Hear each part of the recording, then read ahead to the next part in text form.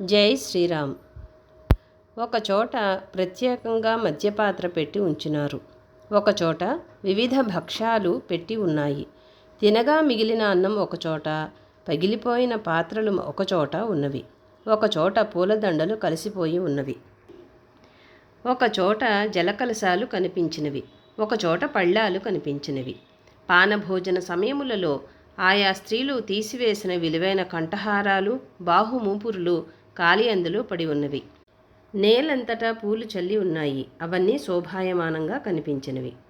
ఆ పానశాలలో సువర్ణ రత్నమయమైన శయనాసనాలు అగ్నిహోత్ర కాంతులతో ధగధగలాడుతూ ఉన్నాయి. కొన్ని శయ్యలు శూన్యంగా ఉన్నవి. అక్కడ కొందరు సర్వాభరణ భూషితులైన స్త్రీలు తమ సౌందర్యం గురించి చర్చించుకుంటున్నారు. కొందరు స్త్రీలు నృత్య గీతాదుల గురించి చెప్పుకుంటున్నారు. కొందరు స్త్రీలు దేశకాలోచిత విషయాలను గురించి మాట్లాడుకుంటున్నారు. కొన్ని శయ్యల మీద స్త్రీలు ఒకరినొకరు కౌగిలించుకొని నిద్రపోతున్నారు. కొందరు వరాంగణలో నిద్రపారవస్యంలో నిద్రపోతున్న అన్య స్త్రీల చీరలు లాగి కట్టుకొని నిద్రపోతున్నారు. మందమారుతానికి వలె వారి ఉచ్ఛ్వాస నిశ్వాసాల వల్ల వారి వారి చీరలు, మెడలో వేసుకున్న దండలు చిత్ర విచిత్రంగా ఎగురుతూ ఉన్నవి. అక్కడ మధురమైన మద్యపు వాసనలతోనూ, చందనపు వాసనలతోనూ, వివిధములైన పూల వాసనలతోనూ, నానావిధ ధూప వాసనలతోనూ గాలి వివిధ సుగంధాలతో చల్లగా హాయిగా వీస్తూ ఉన్నది. షడ్రసాల సుగంధము, చందనాదుల సుగంధము, అగరుధూప సుగంధము అప్పుడు ఆ విమానగృహము అంతటా వ్యాపిస్తున్నది. ఆ అంతఃపురంలో అట్లా పడుకొని నిద్రపోతున్న స్త్రీలు కొందరు శ్యామవర్ణంతో కనిపించినారు. కొందరు నల్లగాను, కొందరు బంగారు రంగుతోనూ కనిపించినారు. వారందరూ మదన వ్యాయామంలో అలసిపోయి నిద్రాపరసులైనారు. అట్లా నిద్రపోతున్న వరాంగనులందరూ ముకుళించుకుపోతున్న పద్మాల వలె కనిపించినారు. ఆ మహాబలవంతుడు హనుమంతుడు ఆ అంతఃపురంలో ఏ ఒక్క ప్రదేశమును వదిలిపెట్టకుండా, ఏ ఒక్క మనిషిని వదిలిపెట్టకుండా అంతా చూసినాడు.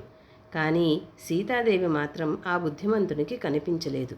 ఆ మహాతేజోవంతుడు అక్కడ అంతమంది స్త్రీలను చూస్తూ తాను ధర్మహాని చేస్తున్నానేమో అని సందేహపడ్డాడు. పరాయివాడి అంతఃపురాంగన స్త్రీలందరూ నిద్రపోతుండగా తానట్లా చూడడం ధర్మలోపం అవుతుందేమో అనుకున్నాడు. రావణాసురుడు ఎత్తుకు వచ్చిన పరస్త్రీలందరినీ చూచినాను, కానీ ఆ స్త్రీలను అనుభవించవలననే ఆసక్తితో నేను వారిని చూడలేదు. లంకలో హనుమంతుడు తిండి, భోగము, స్త్రీలు ఇన్ని రకాల సన్నివేశాలు చూశాడు, కానీ ఏమాత్రమూ చెలించలేదు. స్త్రీ పురుషుని అనుభవించాలని కానీ, పురుషుడు స్త్రీని అనుభవించాలని దృష్టితో కానీ చూస్తే అది ధర్మలోపం అవుతుంది. కానీ కేవలం చూడడం కోసమే చూస్తే ధర్మలోపం అవదు. మరి ఆడవాళ్ళున్న చోటనే సీతాదేవిని చూడాలి కదా. అంతమంది ఆడవాళ్లను చూసినా ఆయనలో ఏ వికారాలు కలుగలేదు. ఆ బుద్ధిమంతుడు హనుమంతుడు అచంచల మనస్కుడు. సీతాదేవిని చూడవలెనన్న ఒకే ఒక్క మనోనిశ్చయంతో అట్లా తిరిగి చూచినాడు. తాను చేయవలసిన పని గురించి ఆలోచించినాడు. తానట్లా చేయడమే ధర్మం అనుకున్నాడు. పరపురుషులెవ్వరూ రాలేరను నమ్మకంతో రావణాసురుడి స్త్రీలందరూ విచ్చలవిడిగా నిద్రపోతున్నారు. వారందరినీ నేను చక్కగా చూసినాను. నాకు ఏ కొంచెము మనోవికారమూ కలుగలేదు. శుభాశుభ స్థితులలో ఇంద్రియాల ప్రవర్తనకు మనస్సే కారణము. మనస్సును బట్టి దేహేంద్రియాలు ప్రవర్తిస్తుంటాయి. నా మనస్సు వ్యవస్థ తప్పలేదు. స్త్రీలలోనే స్త్రీలు ఉంటారు.